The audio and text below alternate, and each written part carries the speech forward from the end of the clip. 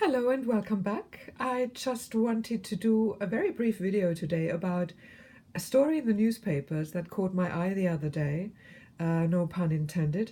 This charmer that you see here on the page, it's the British paper, the Daily Star, which is not a paper I generally get, but I couldn't resist the headline, so I bought it. This charming gentleman is a man who was somehow involved in the drugs world and ended up through circumstances I can't really be bothered to research. He killed four people, among them two WPCs, two female police officers. So he obviously went to jail for that, thank goodness, and is in some sort of a high security setup.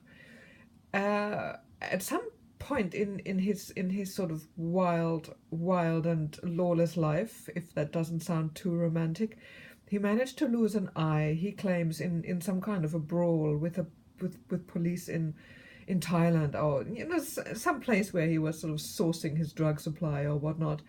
He lost an eye, so he replaced the eye with a glass one.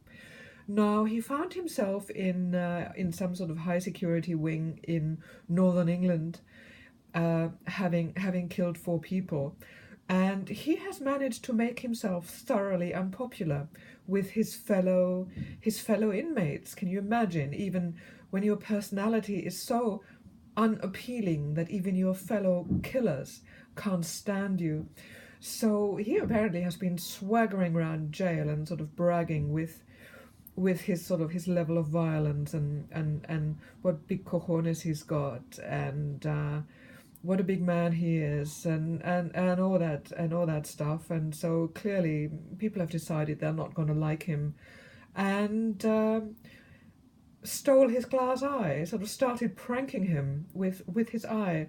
He sort of has to step into the shower in the mornings and he pops his eye out because he needs to clean the actual piece of glass, and he needs to rinse out his eye socket to make sure he doesn't, well, presumably to make sure he doesn't get infections in the hole that used to accommodate his real eye. So he sort of pops it out and he pops it in a glass of water for 10 minutes to soak it, and goes about his shower ritual. Now, one day some joker stole his eye, which the first time it happened quite confused him, and he thought he might have left it behind in his cell, until he realized that it was actually replaced in his cell. Whatever joker stole it then sort of put it next to his bed or something, and he realized he was actually being pranked, which made him even more bad-tempered, to the point where they had to move him to a different prison because the situation was getting so relentlessly aggressive.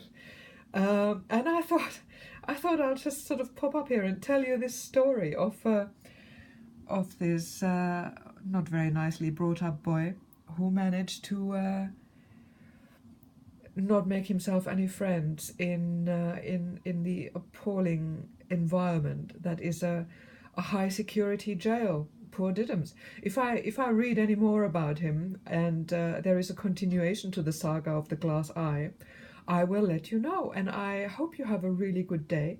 London is gorgeously sunny, and I'm almost regretting having to leave for Malta, particularly since the weather forecast for Malta is not great.